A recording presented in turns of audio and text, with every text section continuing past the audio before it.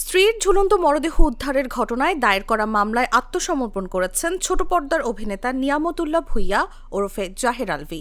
তিনি জামিনের আবেদনও করেছেন।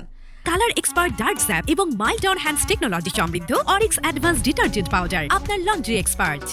বৃহস্পতিবার ঢাকার মহানগর হাকিম কামাল উদ্দিনের আদালতে তার পক্ষে আইনজীবী শেখ রোবায়েত ইসলাম জামিন আবেদন করেন। আদালত সূত্রে জানা গেছে, পরে রাষ্ট্রপক্ষের আইনজীবী হারুনুর রশিদের উপস্থিতিতে এই বিষয়ে শুনানি অনুষ্ঠিত হয়। মামলার নথি অনুযায়ী গত 28 ফেব্রুয়ারি রাজধানীর মিরপুর ডিওএইচএস এলাকার বাসা থেকে আফরা ইভনাত ইকরাকে ঝুলন্ত অবস্থায় উদ্ধার করা হয়। পরিবারের সদস্যরা তাকে কুর্মিটোলা হাসপাতালে নিয়ে গেলে চিকিৎসক মৃত ঘোষণা করেন। ঘটনার পর পুলিশ আলামত সংগ্রহ ও সুরতহাল রিপোর্ট প্রস্তুত করে।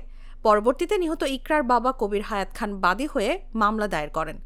মামলায় দীর্ঘদিনের পারিবারিক কলহ ও নির্যাতনের কারণে ইকরা আত্মহত্যা করতে বাধ্য হন বলে অভিযোগ করা হয়। অভিযুক্ত জাহের আলভীর পক্ষ থেকে আদালতে বলা হয়, তিনি ঘটনার সঙ্গে কোনোভাবে জড়িত নন। তার স্ত্রী আত্মহত্যা করেছেন এবং তার বিরুদ্ধে আনা অভিযোগ ভিত্তিহীন।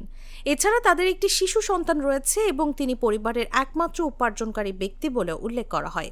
এর আগে এই মামলায় জাহের আলভীর মা নাসরিন সুলতানা আত্মসমর্পণ করে জামিন পান। এছাড়া উচ্চ আদালতে আগাম জামিন সংক্রান্ত আবেদনের পরিপ্রেক্ষিতে দেশে ফেরার পরামর্শ পান জাহের আলভী। উল্লেখ্য, মামলার পর অভিনেতা জাহের আলভী বিদেশে অবস্থান করছিলেন। পরবর্তীতে আদালতের নির্দেশনা অনুযায়ী তিনি দেশে ফিরে আসেন।